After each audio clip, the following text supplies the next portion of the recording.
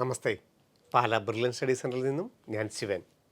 May 17 രാവിലെയും ഉച്ചകഴിഞ്ഞുമായി Kerala engineering entrance exam. അതുപോലെ തന്നെ മെയ് 17 രാവിലെ നടക്കുന്ന എക്സാമിൽ നിന്നാണ് ഫാർമസിയുടെ റാങ്ക് ലിസ്റ്റും കേരള എൻട്രൻസ് കമ്മീഷൻ തയ്യാറാക്കുന്നത്. കേരളത്തിലെ ഗവൺമെൻറ് മേഖലയിലെയും സ്വകാര്യ മേഖലയിലെയും അർദ്ധ സർക്കാർ മേഖലയിലെയും ഒക്കെ ബിടെക് പ്രവേശനം ആഗ്രഹിക്കുന്ന വിദ്യാർത്ഥികൾക്ക് ഏറ്റവും പ്രധാനപ്പെട്ട കേരള എഞ്ചിനീയറിംഗ് എൻട്രൻസ് എക്സാമിൻ്റെ അഡ്മിറ്റ് കാർഡുകൾ ce.kerala.gov.in എന്ന വെബ്സൈറ്റിൽ പ്രസിദ്ധപ്പെടുത്തിയിട്ടുണ്ട്. അഡ്മിറ്റ് കാർഡിൻ്റെ ഡീറ്റെയിൽസിലൊക്കെ നോക്കുന്നതിന് മുമ്പ് നമുക്ക് അതിൻ്റെ സെക്ഷനെ കുറിച്ച് നോക്കിയാൽ രാവിലെ ഫിസിക്സും കെമിസ്ട്രിയും ഉൾപ്പെടുന്ന പേപ്പർ 1, ഉച്ച കഴിഞ്ഞ് മാത്തമാറ്റിക്സിൻ്റെ പേപ്പർ 2, രണ്ടിനും 120 ചോദ്യങ്ങൾ, 150 മിനിറ്റ് നമുക്ക് എഴുതാനായിട്ടുണ്ടാകും. വാലിഡ് ID പ്രൂഫും അഡ്മിറ്റ് കാർഡും സഹിതമാണ് നമുക്ക് എക്സാമിന് ഹാജരാകേണ്ടത്. എഞ്ചിനീയറിംഗ് എക്സാം ഓപ്റ്റ് ചെയ്തിരിക്കുന്ന കുട്ടികൾക്ക് രാവിലെയും ഉച്ച കഴിഞ്ഞുമുള്ള പരീക്ഷ നിർബന്ധമായും എഴുതേണ്ടതാണ്. ഉച്ച കഴിഞ്ഞുള്ള മാത്തമാറ്റിക്സ് പരീക്ഷയും എഴുതി കഴിഞ്ഞ് മാത്രമേ സെൻറ്റർ വിടാൻ അനുവദിക്കുകയുള്ളൂ. ഫാർമസിയാണ് ഓപ്റ്റ് ചെയ്തിരിക്കുന്നത്. ഫാർമസി മാത്രമേ ഓപ്റ്റ് ചെയ്തിട്ടുള്ളൂവെങ്കിൽ രാവിലെ നടക്കുന്ന 10 മുതൽ 12:30 വരെ നടക്കുന്ന എക്സാം മാത്രം എഴുതിയാൽ മതിയാകും. കേരള എഞ്ചിനീയറിംഗ് റാങ്ക് ലിസ്റ്റ് തയ്യാറാക്കുമ്പോൾ പേപ്പർ 1ൻ്റെയും പേപ്പർ 2ൻ്റെയും മാർക്കുകൾ കൂട്ടിയിട്ട് +2 കിട്ടിയ ഫിസിക്സ് കെമിസ്ട്രി മാത്തമാറ്റിക്സിൻ്റെ മാർക്കും കൂടി ആഡ് ചെയ്താണ് Kerala entrance commissioner Kerala engineering rank list തയ്യാറാക്കുന്നത്. എന്നാൽ ബിഫാമിന് രാവിലെ നടക്കുന്ന ഫിസിക്സിൻ്റെയും കെമിസ്ട്രിയുടെയും പേപ്പർ 1ൻ്റെ മാർക്ക് അടിസ്ഥാനപ്പെടുത്തിയായിരിക്കും ഫാർമസി റാങ്ക് ലിസ്റ്റ് തയ്യാറാക്കുന്നത്. കീം 2023 അപേക്ഷ സമർപ്പിച്ച വിദ്യാർത്ഥികൾക്ക് മെഡിക്കൽ എന്നാണ് ഓപ്ഷൻ കൊടുത്തിരിക്കുന്നതെങ്കിൽ അത് നീറ്റ് എൻട്രൻസ് എക്സാം എഴുതി കേരള മെഡിക്കലിനാണ് അപേക്ഷിച്ച് നൽകിയിരിക്കുന്നതെങ്കിൽ അഡ്മിറ്റ് കാർഡുകൾ ലഭ്യമാക്കിയിട്ടില്ല. കാരണം അവർക്ക് പ്രവേശന പരീക്ഷ നീറ്റ് മാത്രമേ ഉള്ളൂ. ഇനി നീറ്റിൻ്റെ റിസൾട്ട് വന്നതിന് ശേഷം അത് കേരള എൻട്രൻസിൻ്റെ വെബ്സൈറ്റിൽ ആഡ് ചെയ്യുകയും കേരള മെഡിക്കൽ റാങ്ക് ലിസ്റ്റ് തയ്യാറാക്കുകയും ചെയ്താൽ മതിയാകും. കീം 2023 അപേക്ഷ ഓൺലൈനായിട്ട് സമർപ്പിച്ചപ്പോൾ എഞ്ചിനീയറിംഗോ ബിഫാമോ സെലക്ട് ചെയ്യേണ്ടവരാണ് ce.kerala.gov.in എന്ന വെബ്സൈറ്റിൽ കാൻഡിഡേറ്റ് പോർട്ടലിൽ ആപ്ലിക്കേഷൻ നമ്പറും പാസ്വേഡും എൻ്റർ ചെയ്ത് അഡ്മിറ്റ് കാർഡുകൾ ഡൗൺലോഡ് ചെയ്യേണ്ടത്. ce.kerala.gov.in എന്ന വെബ്സൈറ്റിൽ നിന്നും ഡൗൺലോഡ് ചെയ്യുന്ന അഡ്മിറ്റ് കാർഡുകൾ കളർ പ്രിൻ്റുകൾ എടുക്കുന്നതാണ് അഭികാമ്യം എന്നാണ് എൻട്രൻസ് കമ്മീഷൻ നോട്ടിഫൈയിൽ പറഞ്ഞിരിക്കുന്നത്. കാൻഡിഡേറ്റിനെ വ്യക്തമായിട്ട് മനസ്സിലാക്കുന്നതിന് കളർ പ്രിൻ്റാണ് അഭികാമ്യം. അഡ്മിറ്റ് കാർഡിനോടൊപ്പം തന്നെ വാലിഡ് ആയിട്ടുള്ളൊരു ഫോട്ടോ ID പ്രൂഫും നമ്മൾ എക്സാം ഹാളിൽ കൊണ്ടുപോകേണ്ടതാണ്. സ്കൂൾ ഐഡൻറ്റിറ്റി കാർഡ്, ക്ലാസ് 12ൻ്റെ ബോർഡ് എക്സാമിൻ്റെ admit card, Aadhaar card, Aadhaar, voters ID, bank passbook photograph ഉള്ളത്, PAN card, driving licence, passport ഇവയിൽ ഏതെങ്കിലും ഒരു ID പ്രൂഫിൻ്റെ ഒറിജിനലും പരീക്ഷാ ഹാളിൽ നിർബന്ധമായും നമ്മൾ കൊണ്ടുപോകേണ്ടതാണ്.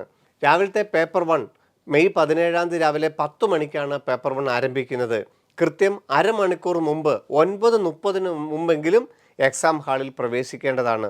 അരമണിക്കൂറിന് ശേഷം 9:30 ശേഷം ഒരു കാരണവശാലും എക്സാം ഹാളിൽ പ്രവേശിപ്പിക്കുകയില്ല.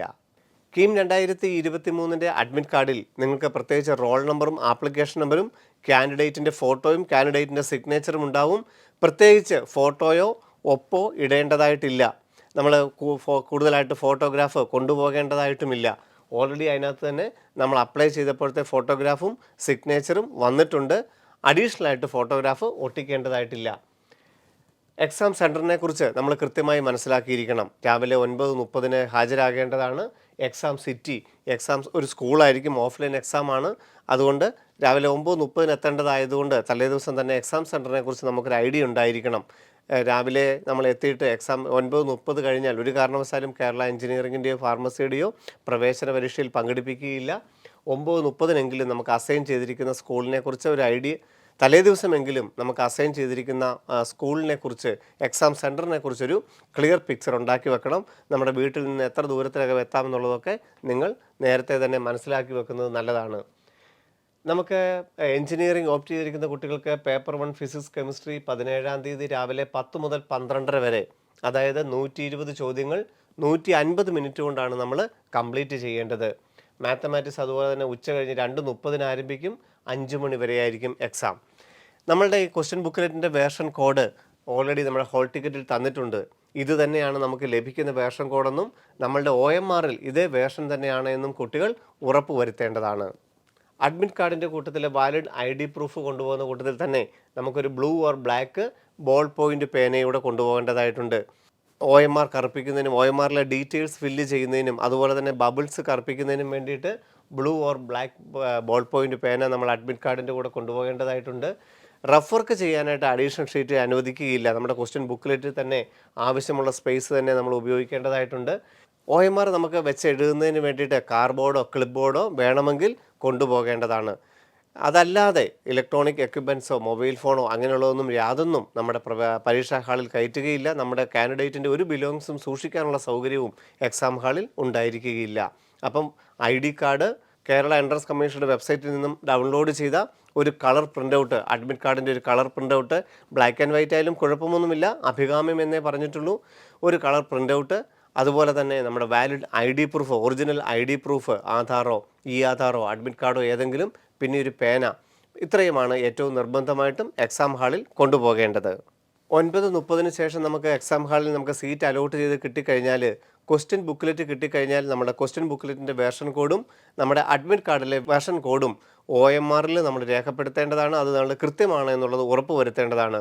OMR ഷീറ്റിൽ നമ്മളുടെ റോൾ നമ്പർ, വേർഷൻ കോഡ്, അതുപോലെ തന്നെ കാൻഡിഡേറ്റിൻ്റെ പേര് എന്നിവ നമ്മൾ കൃത്യമായി നമ്മുടെ പേന ഉപയോഗിച്ച് രേഖപ്പെടുത്തേണ്ടതാണ്. മൊബൈൽ ഫോണോ അതുപോലെ ഇലക്ട്രോണിക് കമ്മ്യൂണിക്കേഷൻ ഡിവൈസൊന്നോ സ്മാർട്ട് വാച്ചുകളൊന്നും അനുവദിക്കുകയില്ല.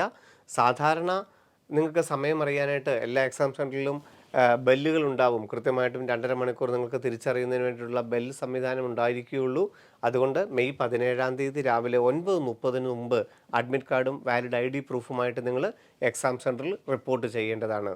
മെയ് 17-ാം തീയതി B.Pharmൻ്റെയും എഞ്ചിനീയറിങ്ങിൻ്റെയും പ്രവേശന പരീക്ഷയ്ക്ക് ശേഷം ഏതാണ്ട് ജൂൺ ആദ്യത്തെ ആഴ്ചയോടുകൂടി നമ്മുടെ +2 മാർക്ക് കേരള എൻട്രൻസ് കമ്മീഷൻ്റെ വെബ്സൈറ്റിൽ ആഡ് ചെയ്ത് കൊടുക്കേണ്ടതാണ്.